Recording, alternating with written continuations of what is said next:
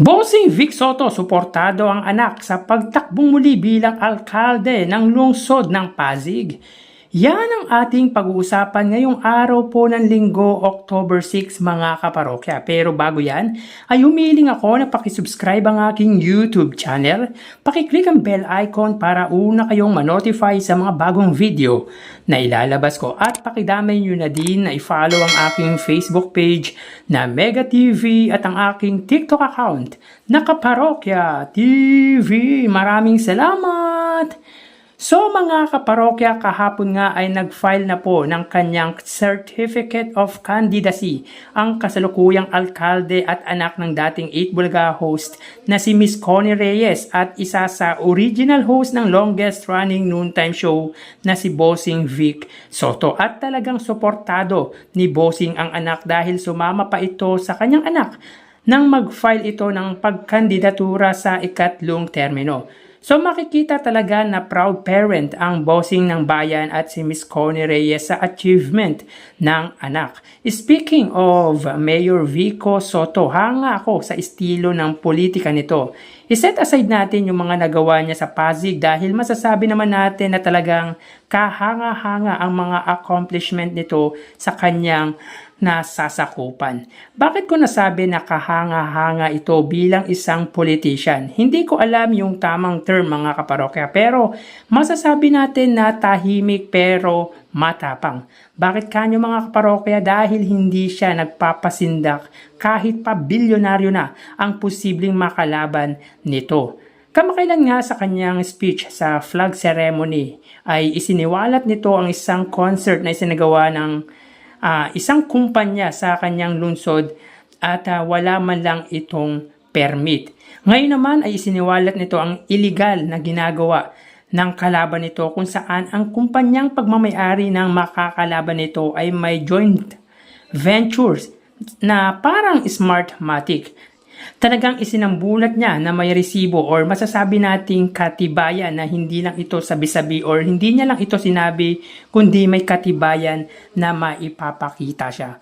Well, sa klase ng estilo ni Mayor Vico Soto ay mapapahanga kang ang tunay.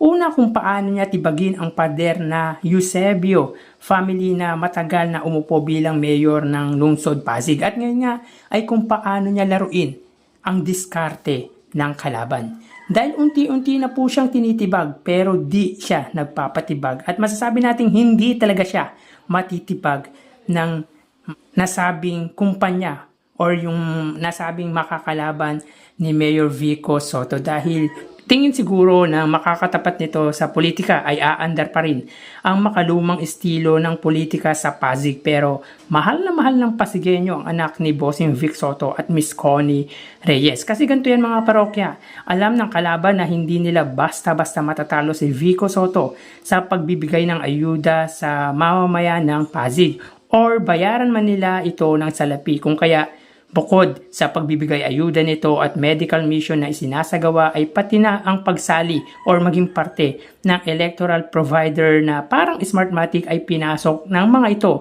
which is baka sakaling ito ang way para manalo ang mga ito na siyang isiniwalat ni Mayor Vico Soto kahapon. Nakapagtaka lang mga kaparokya bakit ngayon lang sila lumabas para tumulong. Bakit noong pandemic time na kailangan ng mga tao sa Pasig ay wala sila. So alam na this mga kaparokya. Kaya sana maging matalino na ang Pasig dahil ginto na baka maging bato pa kung padadala sila sa makakalaban ni Vico Soto. So ipaparinig ko po sa inyo ang pahayag ng butihing mayor ng Pasig. Pumasok sa politika, ito ang mensahe natin sa kanila. Yung pagpasok sa politika, hindi yan pwedeng excuse, hindi yan pwedeng shield para ipagpatuloy yung paglabag sa batas. Sumali sila sa politika o hindi, I will do my job. And part of my job is to make sure that the correct taxes are paid to the city.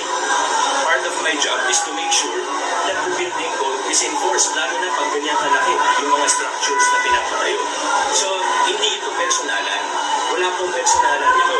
In fact, again, I have to emphasize, una yung investigasyon sa kanila bago yung pagpasok nila sa politika. And I think his quotes, yeah, even yesterday, his quotes will confirm that what I'm saying is true. Sabi niya kasi hindi daw sila connected sa Yung sinasabi nila na hindi sila connected sa NTUP ay malinaw na kasinungalingan. We have overwhelming evidence that connects them. Their office address is the same. Pwede ko ipakita sa inyo. Ang office address ng St. Timothy ay St. Gerard Construction Building. Yun yung nasa business permit nila. Sa business permit nila, may picture ng St. Gerard.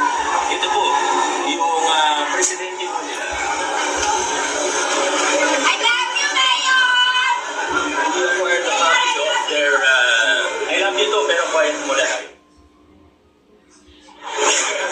We acquired a copy just this July of their GIS with the Securities and Exchange Commission, with SEC. Photocopy lang po ito, we have a certified true copy. Makikita niyo po, ang presidente nila, ang pangalan, Miguel Ventura. Ang residential address ng Miguel Ventura ay yung St. Gerard Building din po. Residential address po, siya po nag-declare nito. Ngayon, sino po si Miguel Ventura? Ayon po sa kanyang Facebook profile, bago niya dinilit, siya po ay empleyado ng St. Gerard Construction. In fact, he is a marketing director of St. Gerard. Ngayon, marketing director nila, saan po nakakuha ng 888 million pesos para sa subscribed shares niya sa St. Timothy Construction? It doesn't make sense. It doesn't make sense. This seems to be some sort of violation of the malinaw na dami. Malinaw na malinaw po.